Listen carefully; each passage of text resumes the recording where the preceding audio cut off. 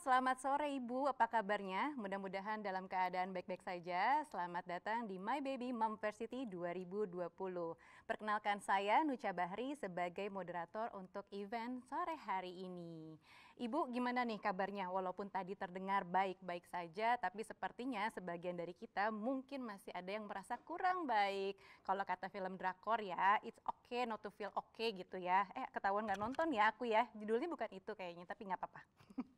Nah, mungkin sebagian dari kita kena dampak dari COVID-19 ini. Secara ekonomi banyak sekali mungkin dari kita yang terdampak secara gaji atau penghasilan yang mungkin terpotong, jadinya cuma sedikit, bonus nggak keluar, dan mungkin juga yang punya bisnis omsetnya menurun.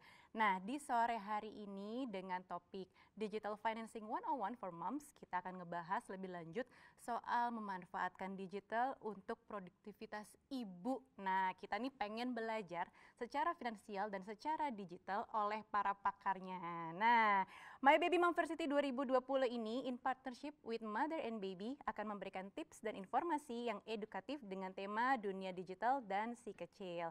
Digital Financing 101 for Moms akan membahas lebih lanjut mengenai memanfaatkan dunia digital meningkatkan produktivitas ibu. Nah, Ibu, sebelum kita memulai atau masuk ke dalam sharing session sore ini, kalau misalnya ada pertanyaan dan lain-lain nih, silahkan dituliskan di bawah di kolom Q&A dengan formatnya adalah domisili, strip. Untuk pertanyaannya ke siapa? Mbak Pritakah atau mungkin ke Mbak Ria gitu ya, dan nanti pertanyaannya gitu. Dan aku ingatkan juga bahwa acara hari ini nih berhamburan hadiah. Ada apa saja? Jadi di sini kita ada share and win. Jadi buat para ibu jangan lupa untuk screenshot semuanya nih tampilan kita di sini dan juga share di IG story dan reviewnya. Jadi kalau misalnya ada tips-tips atau ada quotes dari Mbak Ria, dari Mbak Prita yang menurut kalian informatif untuk dibagikan, jangan lupa di-share ya. Terus di-tag juga ke @mybabyid dan juga @motherbabyend dengan hashtagnya MyBabyMomversity. Oke, di sini sudah ada di tampilan para ibu ya, IG story-nya seperti apa, kemudian tag akunnya kemana, nanti akan ada pemenangnya 5 orang ibu yang beruntung dan mendapatkan voucher belanja senilai 200.000 dan goodie bag produk My Baby gitu. Dan selanjutnya juga masih ada ya, di sini hadiahnya banyak juga. Jadi nantikan sampai akhir acara, jangan kemana-mana karena kita ada door prize yang diundi ya buat para ibu-ibu yang sudah hadir di sini. Nanti akan ada hadiah 3 voucher belanja senilai 500.000 dan juga 2 box spesial paket produk My Baby. Banyak banget ya, jadi jangan lupa untuk screenshot dan posting di IG story-nya. Sebaiknya sih akunnya tidak di-lock dulu supaya tim kita bisa ngeliat siapa aja yang nge-tag ke My Baby. Oke?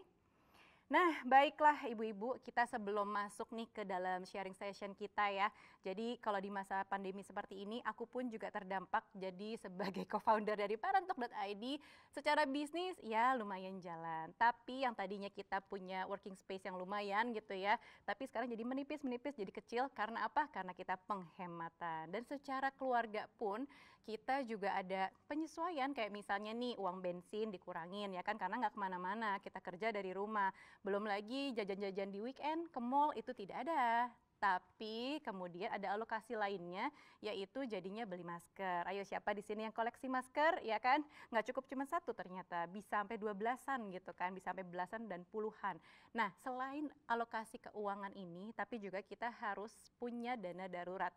Jadi aku yakin juga banyak sekali dari kita yang bertahan dengan dana darurat, walaupun udah mulai menipis. Nah, mungkin kita akan ngobrol-ngobrol nanti dengan Mbak Prita ya. Jangan lupa aku ingatkan sekali lagi untuk menuliskan pertanyaan di kolom Q&A di bawah. Oke, dengan formatnya domisili, strip, pertanyaan untuk siapa, dan strip pertanyaannya. Jadi nanti akan dijawab dan dikurasi oleh tim kita untuk pertanyaannya. Nanti akan ada satu ibu yang akan memenangkan dengan pertanyaan terbaik. Begitu. Oke, baiklah untuk selanjutnya. Kita akan kenalan dulu dan menyapa narasumber kita, yaitu Mbak Prita Gozi sebagai Principal Consultant dan CEO Zap Finance. Halo, selamat sore Mbak Prita. Hai, Pinky selamat Winky. sore. Iya, cantik sekali. Apa kabar Mbak Prita? Baik, alhamdulillah baik Mbak Nucha. Baik. Yang paling penting kan harus sehat ya, ibu-ibu Betul. semua juga sehat gitu. Dan sudah hadir juga bersama kita yaitu Mbak Ria Sarwono. Ini adalah bu bosnya Cotton Ink. Siapa sih yang nggak punya Cotton Ink sekarang di rumah ya? Dan Ria ini adalah seorang founder dan juga brand and marketing director dari Cotton Ink. Dan kita di sini akan ngobrol-ngobrol seputar dunia digital dan si kecil, digital financing 101 for moms. Dan keseruan My Baby Momversity ini dipersembahkan oleh My Baby yang didukung oleh MRA Life dan juga Mother and Baby. Oke, Mbak, ini nih buat teman-teman semua di sini, jangan lupa ya, pokoknya jangan lupa untuk nge-tag, nge-share juga @mybabyid dan juga hashtag yang MyBabyMomversity selama acara berlangsung. Oke, tadi sudah dibacakan, nanti perwakilan dari My Baby akan menjelaskan lebih lanjut ya. Baik, Mbak Prita Gozi sudah hadir di sini. Kalau misalnya aku menceritakan nih Mbak Prita, bahwa beberapa hari lalu aku sempat sharing di IG storyku, aku menanyakan apa kabar si ibu-ibu. Ini adalah apa kabar nih sebenarnya sekarang pertanyaan yang bukan cuma basa-basi. Ya, benar-benar menanyakan benar-benar banget. menanyakan banget, bukan cuman keadaan fisik tapi juga keadaan keuangan. Betul. Karena banyak sekali terdampak. Dan ternyata nih survei kecil-kecilan aku di IG story menyatakan bahwa mereka yang punya pekerjaan sampingan alias side hustle, 77% menjawab melakukannya karena memang membutuhkan tambahan uang. Yang cuma 22%-nya bilang iseng-iseng aja. Nah, ini juga bisnisnya pun kalau kita lihat nih secara survei dari ini ya, dari followersku, pertama udah pasti bisnis F&B. Jadi yang benar-benar skill yang kita punya sendiri tanpa mungkin harus bekerja atau misalnya cari course dan lain-lain. Itu 70, pokoknya sekitar 70%-an kebanyakan adalah F&B. Kedua, ini ada yang non F&B juga nih. Misalnya kayak jualan masker, jualan tanaman, belum lagi jualan mainan anak gitu kan. Nah, Mbak Prita sendiri sebenarnya kira-kira kondisi seperti ini kan kita membuka peluang baru. Ya kan? Mungkin juga Ria juga tahu ya, kadang-kadang mungkin sekarang bisnisnya fashion, tapi mungkin ada juga side hustle lainnya, mungkin nggak sih Ri? Aku pribadi. Iya, kamu sendiri. Kalau aku sih sebenarnya sekarang lagi ngebantuin bapakku aja, kebetulan F&B sih. Oh di F&B juga. Nah Mbak Prita balik dulu sebentar sebelum kita masuk lebih dalam. Jadi jangan lupa ya kolom Q&A-nya ditulis di bawah. Dan pertanyaannya nih Mbak Prita, bagaimana kita bisa mengelola cash flow kita dalam masa yang seperti ini? Nah, sebenarnya gini ya, ibu-ibu semua, yang paling pertama itu kan kalau ngomongin cash flow nih, yang utama pasti rumah tangga kita dong. Karena kan rumah tangga kita itu adalah cash flow bulanan yang memang perlu kita penuhi.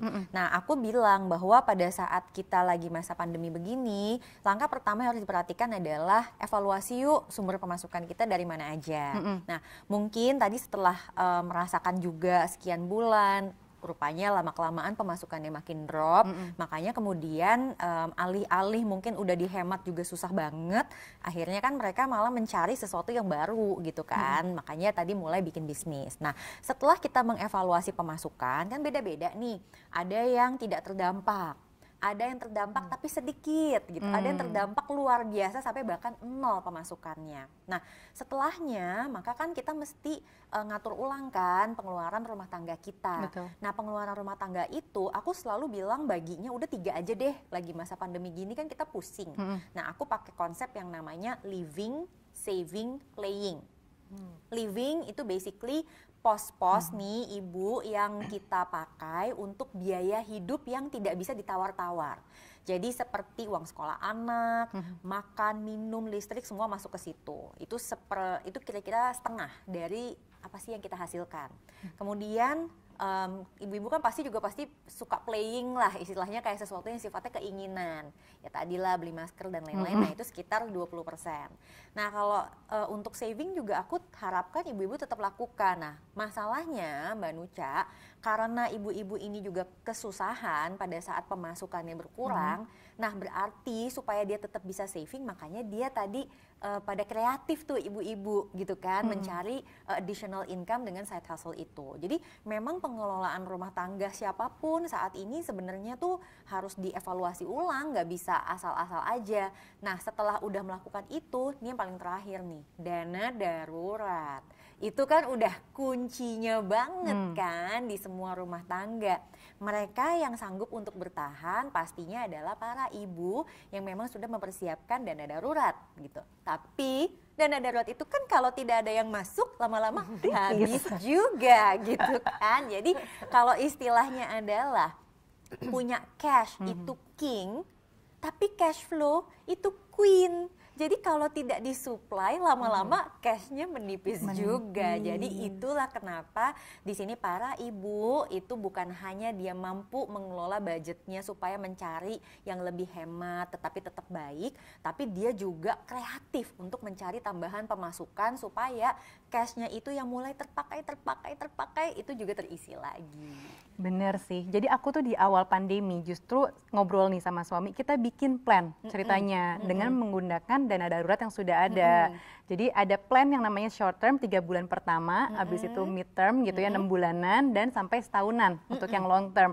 Itu masih kayak ngasal-ngasal aja sih analisanya gitu kan. Mudah-mudahan segera berakhir gitu biar bisnis semua berjalan normal. Tapi ternyata sekarang nih kita udah bahkan udah yang mid term ini udah lewat nih 6 bulan ya kan. Artinya kita harus memakai plan yang tadi tuh long term itu gitu. Nah kalau misalnya Mbak Ria sendiri nih di dalam keluarga seperti apa sih perencanaannya? Apakah sama kayak tadi aku tuh ngebagi-bagi gitu atau ada yang lain nih? Mungkin bisa menginspirasi juga buat para ibu di sini. Gimana caranya? Kalau aku ya pribadi di rumah tangga itu aku beruntung banget karena dari pas awal aku sebelum menikah aku tuh udah punya 2 pos. Jadi aku udah terbiasa membagi pos kayak rekening gitu. Jadi aku nggak hanya punya satu gitu. Jadi aku udah dari dulu tuh aku punya kayak pos tabungan yang selalu aku isi dan ada pos yang memang aku alokasikan buat ya kayak happy aku gitu. Nah kebiasaan itu aku bawa sampai sekarang dan itu tuh benar-benar sangat membantu sih terutama di masa-masa kayak gini gitu. Jadi ketika aku jujur kalau di Cotton Ink sendiri secara salary kita semua ada pengurangan gitu karena fashion kan ya kita ngerti maksudnya orang walaupun memang orang perlu baju cuma kan bukan lagi jadi yang utama kan sekarang karena orang nggak pergi-pergi, orang kerja di rumah dan orang juga nggak bisa liburan gitu belum bisa kan. Jadi orang tuh belanja baju tuh bukan jadi top of mind lah gitu. Nah jadi kan kita kan di Cotton Ink juga ada pengurangan salary dan segala macam. Nah itu tuh pos-pos yang tadi itu kayak persis yang Mbak Prita bilang gitu. Jadi aku di rumah juga ada adjustment gitu. Itu sih gitu. Tapi kalau misalkan in terms of nabung, kebetulan emang aku bukan yang tipe kayak kalau giliran dapat uang banyak baru aku tabung, enggak gitu. Tapi tiap ada pokoknya aku udah kayak ya udah dikit-dikit aja gitu, dikit-dikit tapi aku posnya tuh emang selalu aku isi gitu. Jadi kan aku percaya ada sedikit demi sedikit lama-lama menjadi bukit gitu karena aku udah pikirannya ya udah ini emang pos tabungan yang emang selalu aku isi. Ya udah jadi itu meringankan aku sekarang gitu. Jadi in terms of cash flow ya walaupun aku ngerasa juga kayak aduh agak seret ya gitu kayak maksudnya kayak udah beberapa bulan terakhir kayak aduh kok kayak ketat banget ya gitu maksudnya kayak yang tadinya kita mungkin kalau misalkan bisa pesan makanan online atau apa segala macam bisa mungkin kayak sebulan bisa tiap akhir minggu kita pergi atau pesan makanan online ya. Sekarang jadi lebih ada kayak remnya gitu kayak kok kayaknya banyak ya gitu sih. Oke, jadi ada beberapa penyesuaian dan memang diuntungkan dengan behavior atau mungkin ini sebenarnya behavior yang udah lama terbentuk juga kali ya dari Ria juga yang udah lumayan suka ngebagi pos-pos tabungannya dan lain-lain bahkan sebelum menikah dan sekarang sudah menikah gitu. Jadi sehingga tidak menyulitkan untuk yang tadi mungkin kalau yang tadinya boros banget terus sekarang tiba-tiba kena dampak gitu ya pemasukannya kan agak bingung tuh. Waduh gimana ya dan lain-lain gitu kan. Nah, tapi nih Mbak Prita, kalau misalnya boleh tanya juga, ada tips sederhana nggak bagaimana cara mengelolanya yang lebih praktis dan mungkin nggak ribet gitu buat kita semua yang, karena kebetulan mungkin yang punya dana darurat nggak terlalu banyak, jangan-jangan jangan-jangan nggak terlalu banyak yang punya dana darurat. Jadi apa yang harus kita lakukan sekarang? Misalnya suami kena, terus kita single income lah, misalnya biasa dari suami, terus suami kena dampak, apa yang harus kita lakukan? Oke, jadi kan tadi kan pasti yang keduanya itu kan adalah mengevaluasi budget rumah tangga kita, dan kita kan pasti harus adjust ya, istilahnya penyesuaian nih ibu-ibu. Nah, supaya kita nggak kebablasan, sebetulnya ini ilmu dari zaman dulu. Kalau zaman dulu tuh mereka tuh bagi-baginya pakai amplop, kalau itu sekarang ibuku banget. Iya, kan? Itu zaman dulu banget gitu. Tapi kan kita sekarang hidup di zaman digital. Nah, karena kita hidup di zaman digital, maka kita juga pergunakan dong bantuan dari digital tersebut. Nah, gimana tuh caranya? Jadi kita bagi 3 aja ibu-ibu.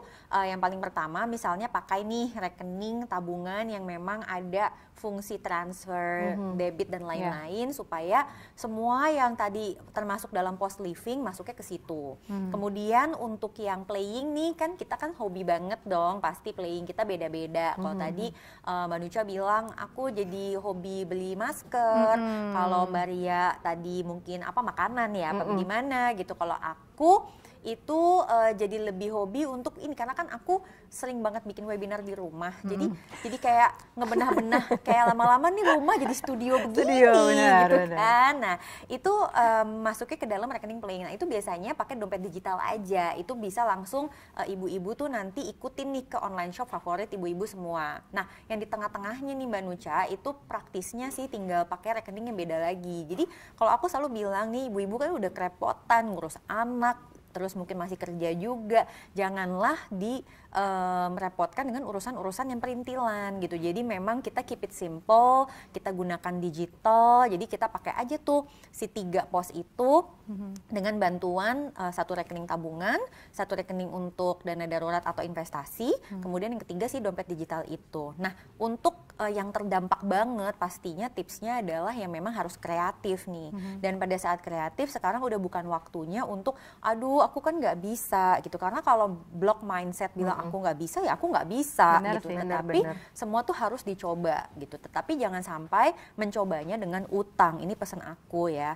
Jadi untuk para ibu yang mulai kepingin apa ya start usaha dan lain-lain, sebisa mungkin memang modalnya pakai modal yang ada gitu loh. Jadi it's okay untuk start small, tetapi yang penting cash flow-nya ngalir aja gitu kan. Jadi nggak usah sampai ngutang-ngutang demi mau jadi gede atau gimana, pakai marketing plan yang dahsyat gitu, udahlah gitu maksudnya. Belum apa-apa. Iya, jangan gitu. Udah, kita manfaatkannya yang ada, dan sekarang juga kita hidup di era digital, banyak bantuan dari media sosial dan lain-lain tuh yang kayak gitu-gitu kita manfaatin. Jadi aku pesannya itu aja, jangan sampai memulai bisnis dengan bantuan utang gitu loh. Oke, ini menarik banget nih. Jangan memulai bisnis dengan hutang, Mbak. Tapi kalau misalnya kita modal nggak ada sama sekali nih ya, udah habis dan akan kita pakai buat beberapa bulan ke depan untuk buat pengeluaran yang tetap.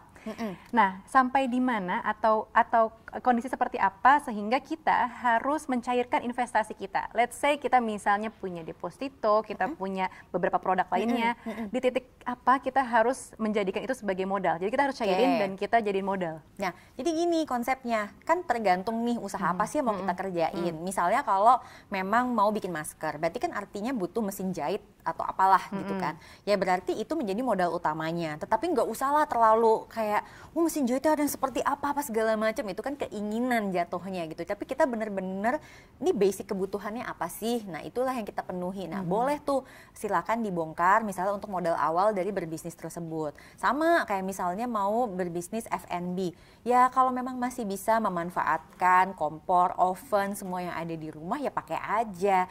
Memang sih mungkin kalau para baker kan ovennya udah yang gede atau gimana, itu nanti ya kalau memang apa sih udah jelas bisnisnya tuh menguntungkan. Nah kemudian tips lainnya lagi adalah mungkin dibantu dengan sistem PO. Jadi udah dapet istilahnya kayak DP-nya gitu dulu atau berapa dulu, jadi dia nggak perlu bantuan uang masuk duluan ya, udah ada uang masuk dulu, paling nggak itu buat modal kerjanya aja gitu. Jadi itu kira-kira yang sederhana-sederhana aja lah. Pokoknya gitu. untuk usaha awal memulai bisnis, nih kita dalam keadaan kepepet gitu ya, the power of kepepet, justru kita punya skill baru yang bisa dibuat dari rumah saja. Jadi pertama tadi tipsnya Mbak Prita, jangan utang dulu kalau bisa ya.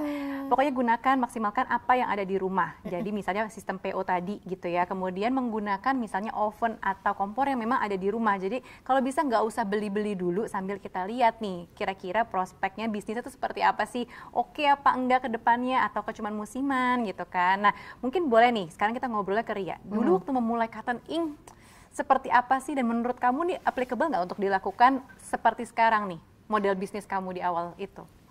Sebenarnya kalau ditanya applicable sekarang atau enggak, menurut aku cukup applicable karena aku memulai Cotton Ink itu sama Karlin, partner aku, itu aku pinjam uang bapakku. Dan Karlin pinjam uang papahnya gitu, dan waktu itu modalnya hanya 1 juta gitu. Kita bikin kaos printed t-shirt itu juga cuma 2 lusin. Terus bener sih, kita nggak pakai sistem PO sih Mbak pada waktu itu, cuma waktu itu kita nego supaya pembayarannya tuh di belakang gitu. Jadi kita belinya kayak ya DP dulu, terus kita jualan dulu, udah menghasilkan, uangnya udah keputar, baru kita bayar, terus baru bikin lagi gitu. Nah dari modal 1 juta itu yang kita terus putar, akhirnya udah 12 tahun sekarang ya Cotton Ink sampai alhamdulillah segini gitu. Tadi Mbak Prita juga bilang kan kalau misalkan kayak sistem PO gitu, jadi yang penting ada uang masuk dulu.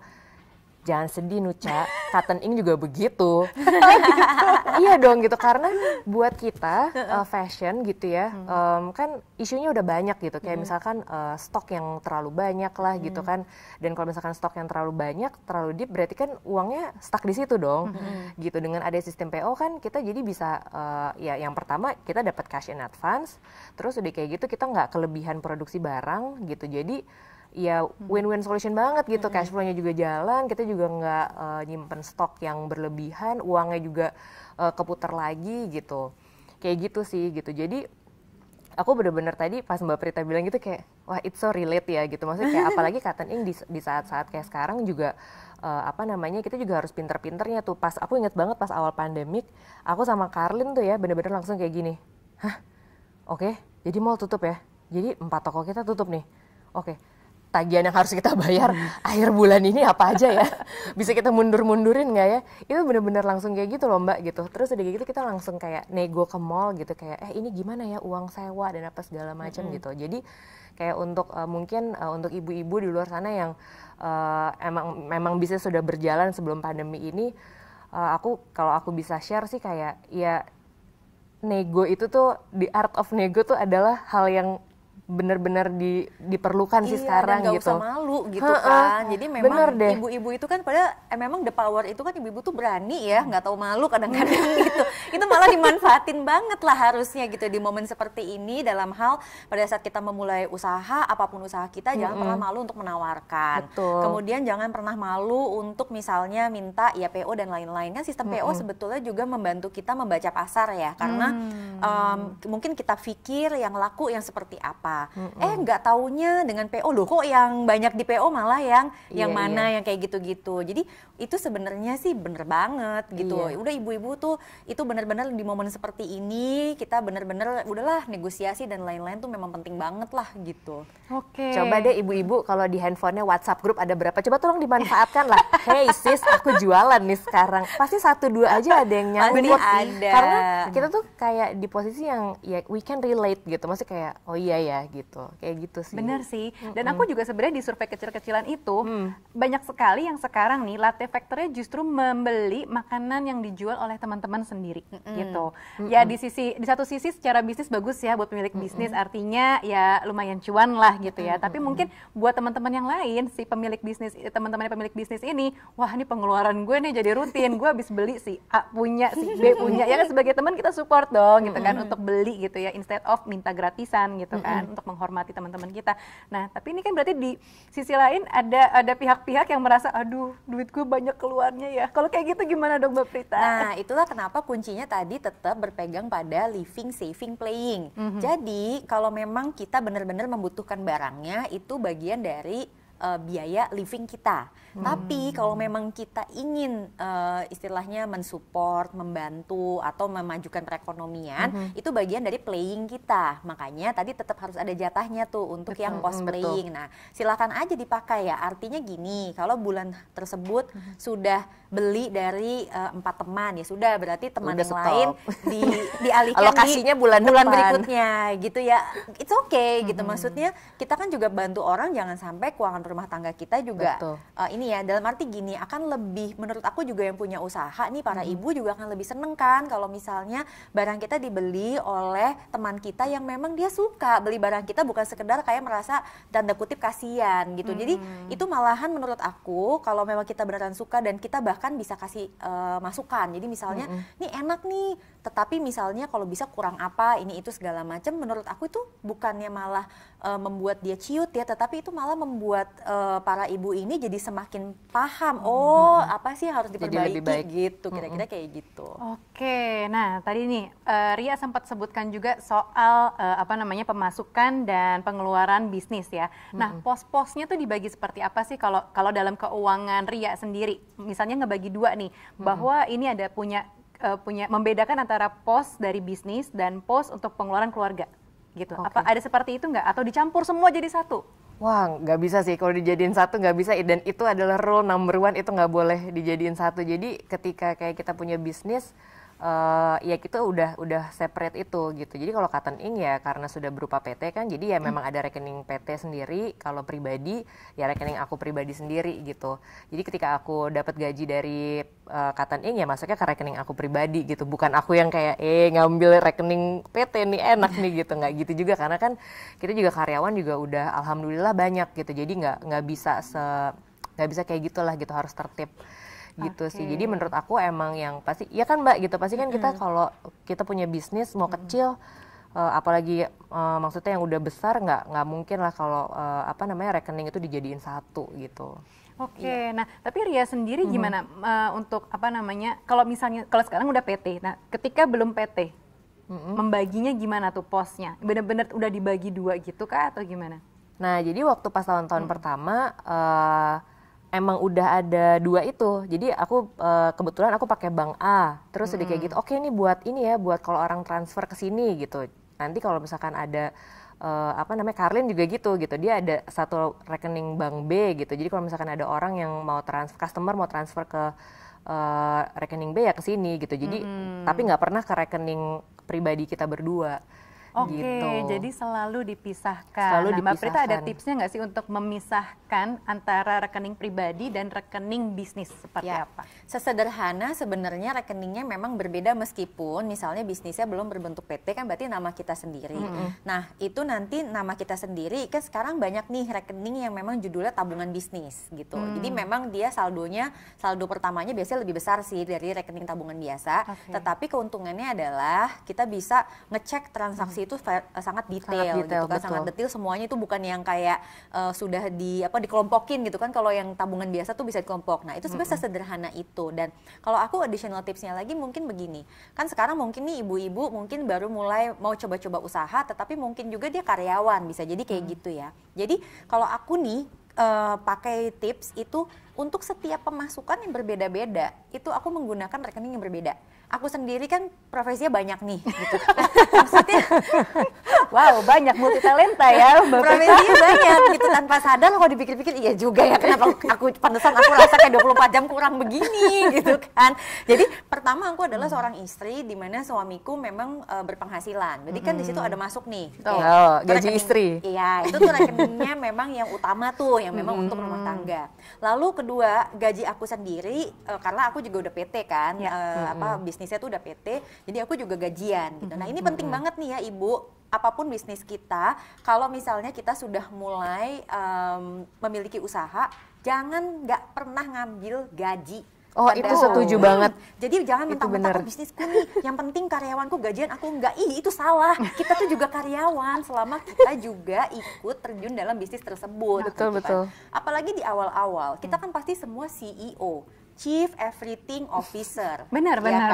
Jadi masa kita nggak digaji? Nah itu jadi penting ya. Nah gaji ini pisahin nih rekeningnya, jangan digabung sama yang mungkin suami kasih.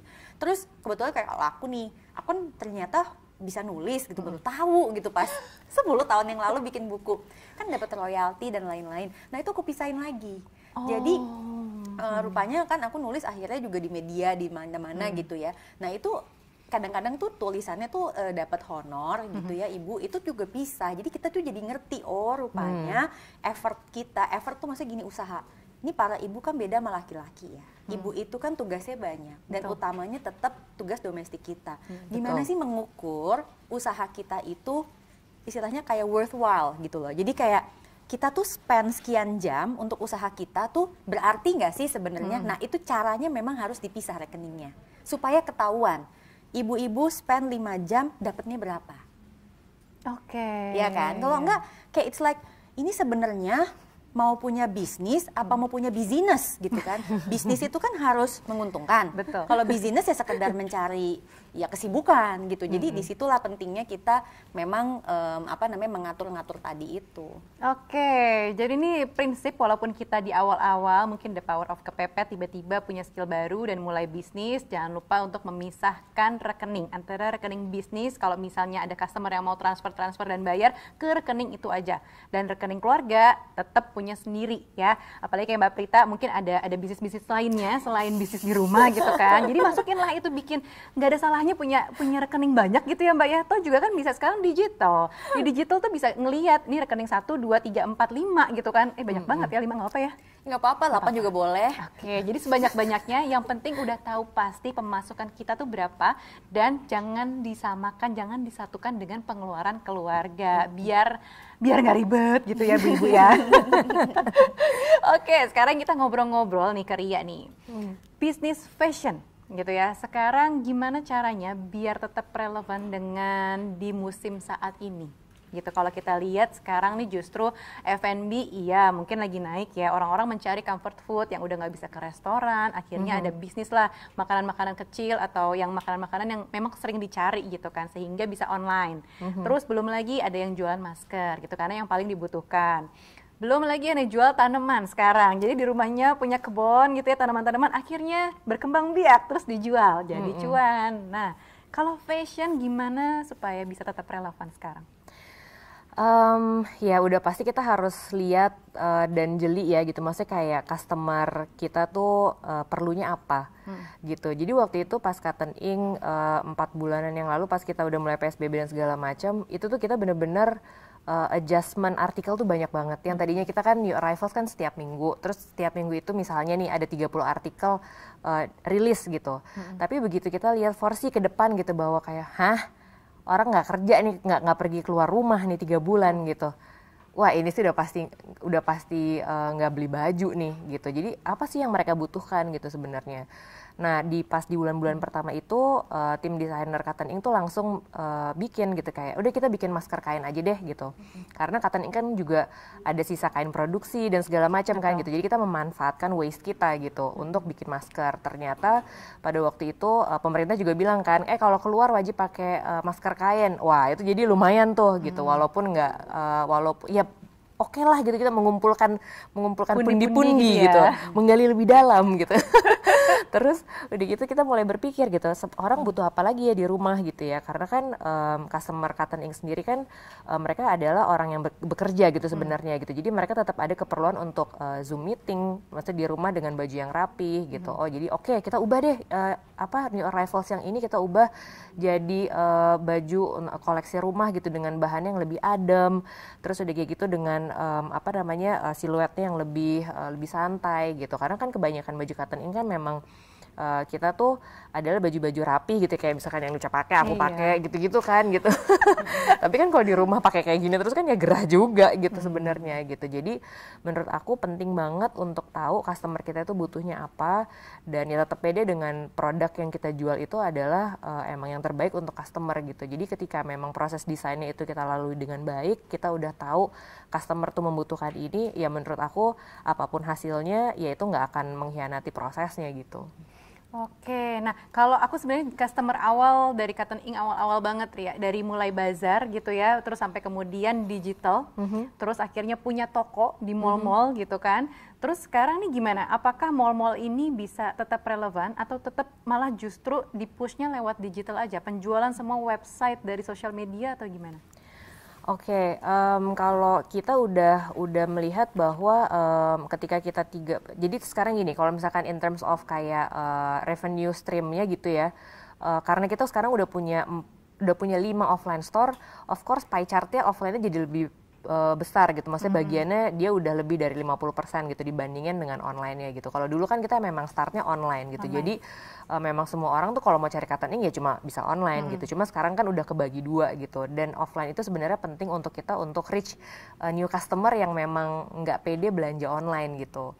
Nah, kalau sekarang sih online-nya memang jadi tulang punggung gitu, dan kita benar-benar bersyukur banget kita mulainya online 12 tahun yang lalu gitu. Jadi offline itu sebenarnya hanya memang dari awalnya kita punya toko offline itu adalah untuk memberikan experience, brand experience gitu ke customer gitu. Karena dulu kan orang kalau misalkan mau cari cotton ink kan hanya bisa di online web store atau enggak ada di multi brand store gitu kan. Tapi kan di experience untuk kayak kalau cotton ink punya toko, masuk ke tokonya tuh kayak apa ya gitu. Terus ambience-nya kayak apa ya, interiornya kayak apa ya gitu. Itu tuh customer tuh nggak dapet feel-nya gitu. That's why kita waktu itu memberanikan diri untuk punya offline store gitu. Jadi memang offline, kenapa kita punya offline store awalnya itu adalah ya part of our marketing plan gitu. Tapi seiring dengan berjalannya waktu, ini jadi distribution channel yang yang menarik juga gitu.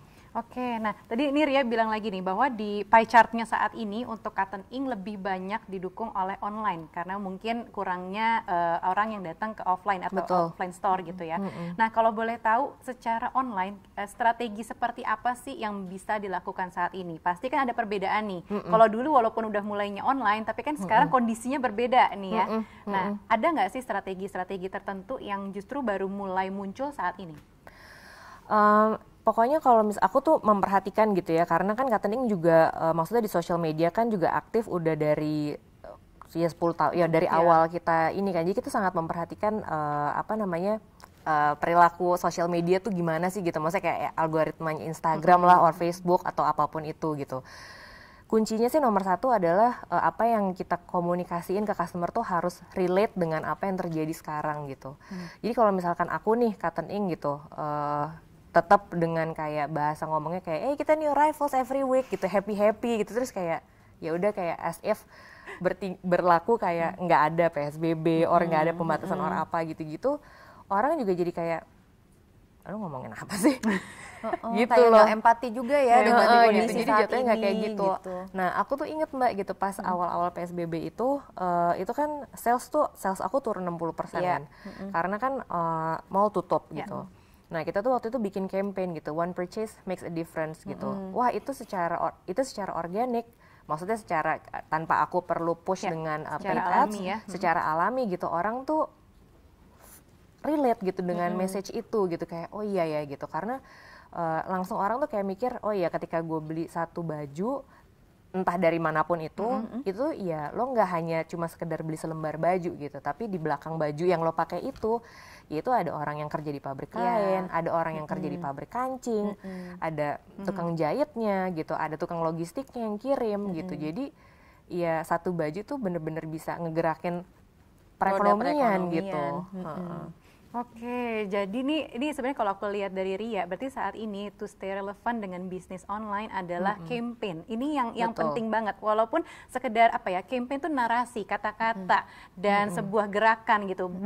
Bukan yang sifatnya kayak produknya sendiri, tapi lebih campaign di belakang kenapa produk itu dibuat. Jadi itu salah satu strategi untuk push marketingnya ya. Iya betul. Gitu. Jadi teman-teman di sini kalau misalnya memang ada sesuatu di balik dari pembuatan makanan tersebut atau misalnya ada pembuatan dari masker tersebut, dan lain-lain, coba ceritakan. Nah ini mungkin bisa jadi salah satu selling point buat kita semua, buat bisnis kita yang membedakan antara satu dengan produk lainnya gitu. Karena mungkin teman-teman yang sudah punya bisnis ini sebelum pandemi, ini mungkin ada yang merasa terancam. Bisa jadi ya kan, misalnya kita bisnisnya di dunia F&B, terus kemudian sekarang bertambah banyak nih teman-teman kita sendiri ternyata jual makanan yang hampir sama dengan kita.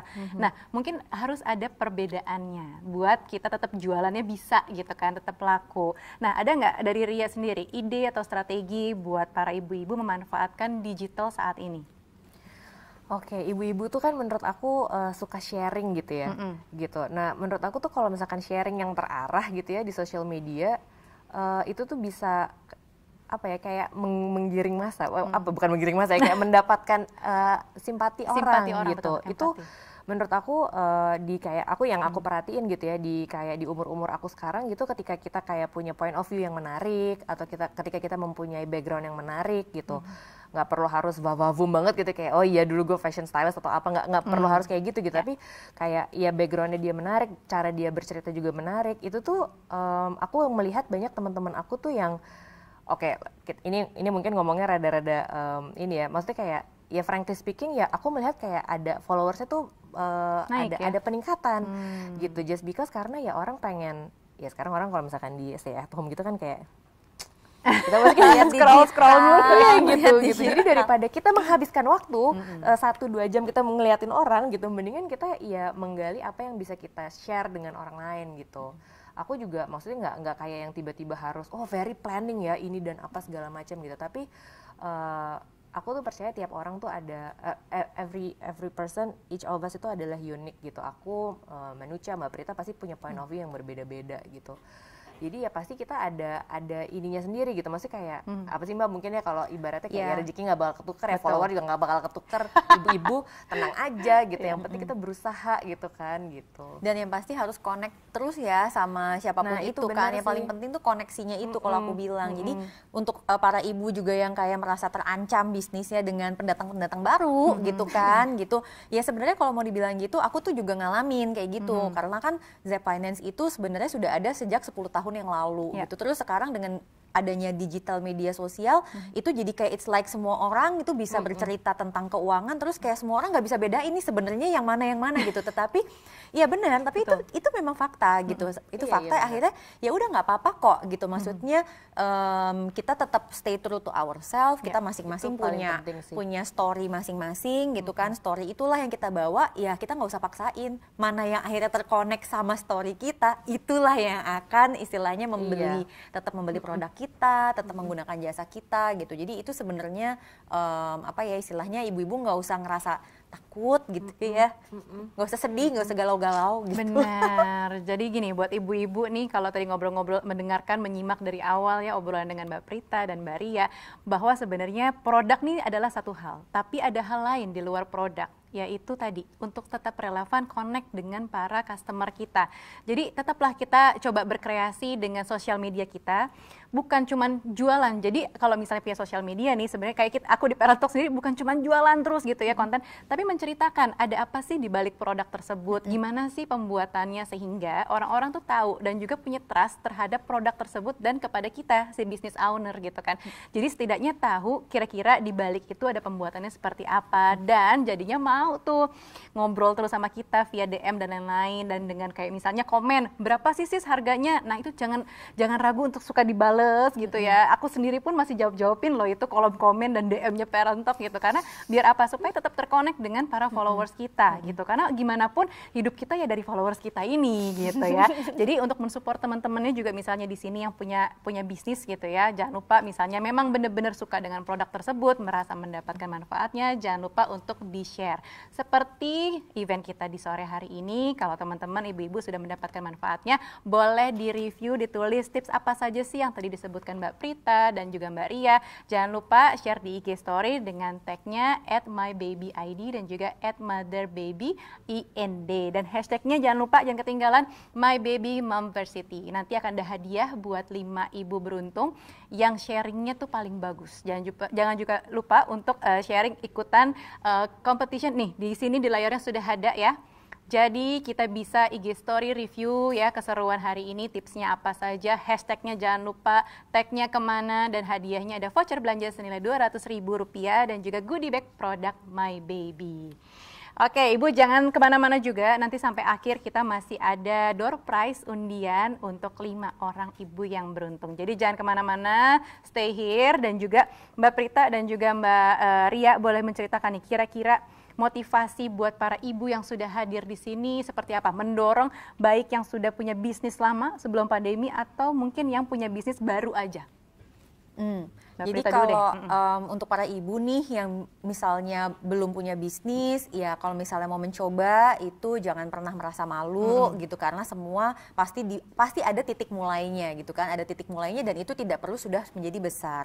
Dan untuk para ibu yang mungkin juga sudah ada bisnisnya dan juga mungkin masih kerja dan lain-lain, tetap ingat bahwa pandemi ini kan belum berakhir dan kita memang tidak tahu sampai kapan. So kalau kita sekarang masih dapat rezeki, kita masih dapat penghasilan berapapun itu, pertama pastinya bersyukur di kesempatan pertama. Yang kedua, tetap harus istilahnya hati-hati gitu ya dalam menggunakan, jangan kayak oh nggak apa-apa kok gitu, saya masih gajian segala macam terus asik aja gitu kan, karena kita tidak pernah tahu gitu ya. Dan tetap ingat bahwa di luar sana banyak sekali yang memang mungkin juga tidak seberuntung kita gitu. Hari ini juga even untuk masuk ke webinar ini juga nggak seberuntung ibu-ibu semua di sini kan gitu kesempatannya. Jadi kita harus berempati dan tetap harus bisa semangat lah untuk tetap mengelola keuangan kita dengan lebih baik lagi. Oke, nah mungkin Mbak Ria boleh? Kalau aku sih ini kadang-kadang aku juga suka banyak ditanyain gitu ya, Mbak saya udah punya bisnis nih, terus udah kayak gitu kok gini-gini aja ya. Terus aku nanya gitu, mohon maaf nih Mbak gitu, Mbak udah mulai apa belum? Nih kadang-kadang yang lucunya jawabannya ada yang suka bilang kayak gini, belum, ya itu ada beda cerita lah ya. Tapi kalau yang kedua, ya udah sih, cuma gitu, ada kayak gitunya gitu. Nah aku cuma mau mengingatkan lagi aja gitu bahwa ya Rome tuh wasn't built in a day gitu. Jadi apapun yang kita lakukan sekarang tuh itu tuh kayak misalkan nih aku kalau misalkan relate ke pengalaman aku dengan Cotton Ink, aku juga mengalami kok titik waktu aku bungkus-bungkus shawl itu sendiri gitu, waktu aku balesin email itu sendiri, waktu aku balesin komen-komen Instagram, which sampai hari ini juga kadang-kadang aku masih suka balesin gitu.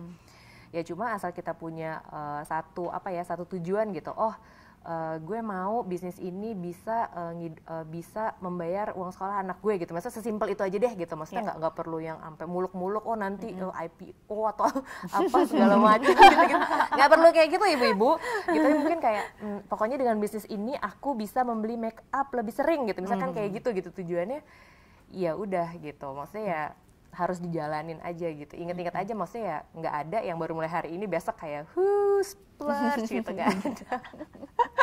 Jadi harus semangat. Oke, nah itu tadi adalah motivasi dari Mbak Prita dan juga Mbak Ria supaya mendorong ibu-ibu lebih kreatif lagi, mau mulai berbisnis. Memang bisnis tuh nggak gampang, tapi kita nggak akan pernah tahu kalau kita nggak coba dari sekarang gitu ya. Dan tadi ada tips-tips seputar finansialnya, ngatur uangnya seperti apa, dibagi per pos-pos. Dan juga tadi kata Mbak Ria bahwa ya udah manfaatin aja digital, manfaatkan juga hubungan baik dengan para customer, para teman-teman kita gitu ya. Dan abis ini nih kita mau berbagi juga, ada juga nih tips dari aku sebenarnya buat para ibu-ibu yang mulai bisnis dan juga mungkin yang ada di sini mulai mau berbisnis terus mau berhemat dan mengatur keuangan. Kita selalu memilih produk-produk yang value for money ya. Tentunya diikuti dengan kepercayaan ibu, apalagi yang sudah lebih dari 35 tahun. Nah untuk itu kita mau ngobrol-ngobrol dengan Mbak Firnanda, perwakilan dari My Baby, untuk menjelaskan atau sharing nih apa sih dibalik My Baby. Nah, kita persilakan Mbak Firnanda untuk sharing. Silakan Mbak. Ya, terima kasih untuk Mbak Nucha. Halo, selamat sore ibu-ibu semua yang sudah bergabung menjadi peserta di webinar kelas My Baby Mampersity sore hari ini. Seru banget tadi aku mendengar obrolan-obrolan antara Mbak Nucha, Mbak Prita, dan Mbak Ria. Aku tadi scrolling kolom chat dan lihat review-review IG story. Semuanya semoga enjoy dengan materi di webinar My Baby Mampersity.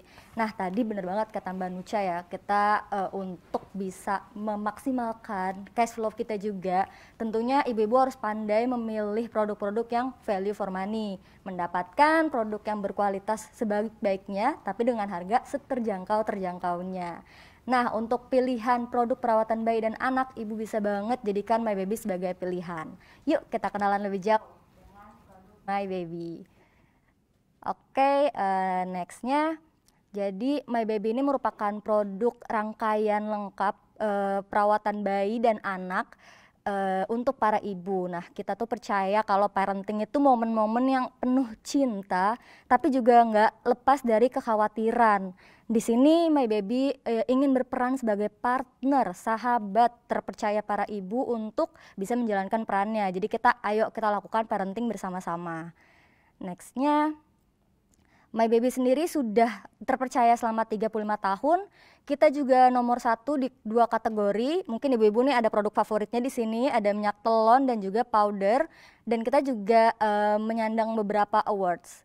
Nextnya, oke, ngomong tentang perawatan anak dan bayi, kita My Baby sendiri membagi produknya menjadi 4 kategori, ibu-ibu, yaitu bath time, dress up time, comforting time, dan clean up time. Apa sih itu? Kita jabarin satu-satu ya. Oke, untuk bath time, ayo siapa yang udah nyimpen produk-produk ini di rumahnya? Kita punya shampoo, milk bath, Bathlon Plus. Nah ini nih lagi jadi dikepo-kepoin para ibu karena sabunnya wangi Telon Plusnya My Baby. Pasti udah tahu dong wangi Telon Plus My Baby seperti apa. Jadi ini banyak yang lagi kepo mau cobain. Kemudian ada bar soap, dan yang lagi jadi hero kita sekarang itu adalah hair and body wash, yaitu produk sabun dan sampo dalam satu kemasan, praktis, teruji klinis, lembut di mata, dan 99% melindungi dari kuman. Nah ini lagi hero kita banget. Next, untuk dress up time kita punya powder, hair lotion, dan kolon. Kolonnya juga enak banget wanginya. Dan untuk produk yang lagi jadi hero kita, tadi ada Bathlon Plus, sekarang ada powder Telon Plus. Ini adalah powder dengan wangi Telon Plus pertama di Indonesia. Makin wangi telon. Next.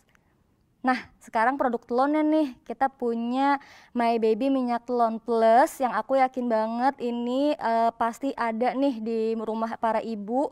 Kita punya yang perlindungan 8 jam dan yang lagi juara banget ini yang perlindungan 12 jam karena baru pertama di Indonesia perlindungan anti nyamuk dengan bahan natural perlindungan 12 jam. Kemudian ada juga yang bentuk lotionnya, lotion Telon Plus. Kita juga punya bedak biang keringat dan juga diaper rash cream.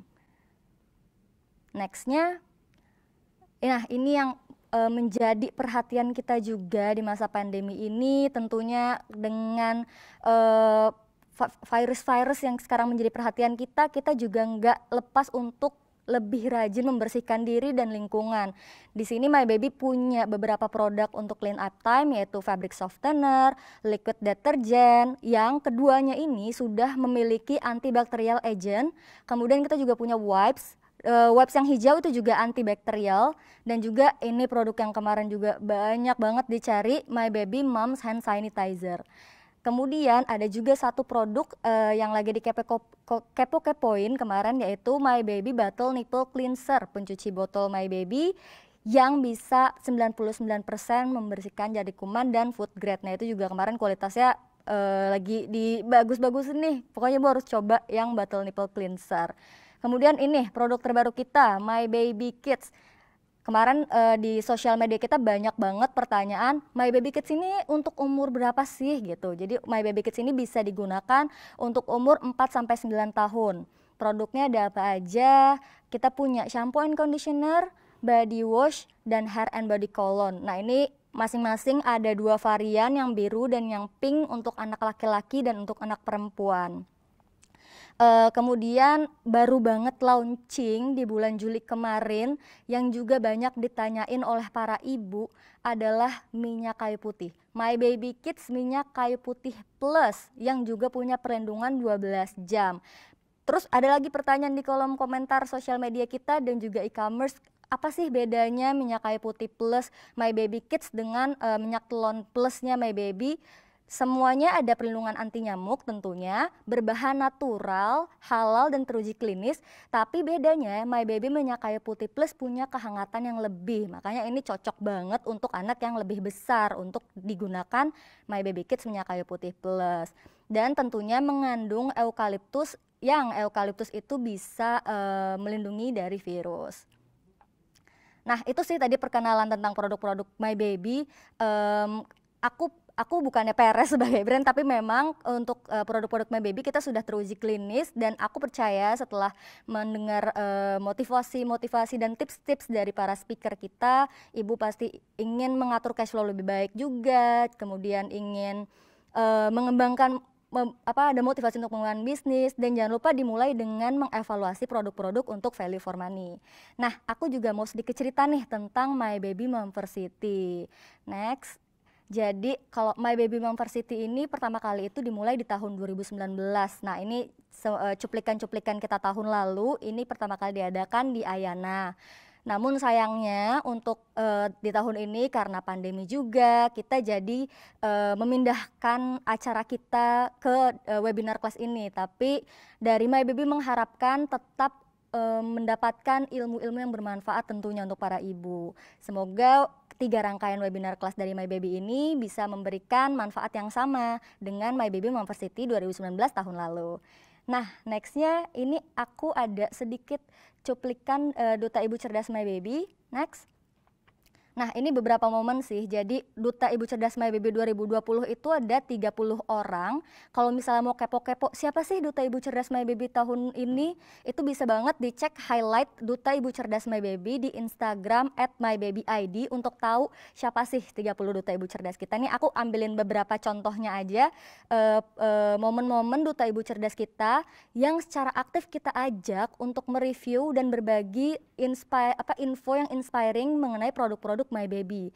Selain itu, ada beberapa orang juga yang memang jika dibutuhkan akan kita ajak menjadi talent My Baby. Jadi banyak banget manfaat yang bisa ibu-ibu dapatkan ketika menjadi Duta Ibu Cerdas My Baby. Nah, di sini aku mau ajak nih ibu-ibu semua yang mau jadi Duta Ibu Cerdas My Baby berikutnya di tahun 2021. Gimana sih caranya?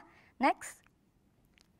Jadi setelah ibu-ibu nonton webinar kelas kita ini, dan nanti juga ada webinar kelas kita kedua di tanggal 19 September dan 10 Oktober, ibu-ibu bisa capture momen keseruan ibu seperti yang tadi di Instagram juga. Kemudian ibu ke microsite My Baby Momversity, www.mybaby.co.id/momversity. Nah, di situ nanti ada cara untuk ikutan writing competition. Nah, ibu bisa submit tulisan ibu yang inspiring atau bisa juga berupa tips yang sesuai dengan tema. Jadi kalau misalnya hari ini nih kita habis dikasih tema digital digital financing 101 for mom. Terus kita jadi merasa, wah gue harus berbagi nih ilmu gue ke orang lain. Nah, ini adalah tempat yang tepat untuk menyalurkan inspirasi itu. Ibu bisa submit, dan ibu submitnya boleh lebih dari 1 loh. Dan temanya juga bisa lebih dari 1. Jadi nanti ikut lagi kelas kedua, ikut lagi kelas ketiga, supaya kesempatan menangnya lebih besar. Nanti hadiahnya 30 orang terpilih akan mendapatkan hadiah total ratusan juta rupiah loh ibu-ibu, dan menyandang Duta Ibu Cerdas My Baby 2021 tentunya. Nah, ini merupakan persembahan dari My Baby untuk para ibu. Walaupun My Baby Momversity ini kita tidak bisa jalankan secara offline, tapi kita tetap mau berbagi, share, learn, and play di My Baby Momversity 2020. Jadi jangan lupa ikutan di writing competition-nya. Silakan klik www.mybaby.co.id/momversity. Gitu aja persembahan dan info dari My Baby. Aku kembalikan kepada Mbak Nucha. Terima kasih Mbak Nucha. Terima kasih Mbak Nanda. Nah, Ibu, itu tadi sekilas tentang produk-produk My Baby, dan juga kasih untuk narasumber kita Mbak Prita dan juga Mbak Ria. Sampai ketemu lagi. Saya Nucha Bahri, mohon undur diri. Sampai jumpa di event selanjutnya. Stay safe. Bye.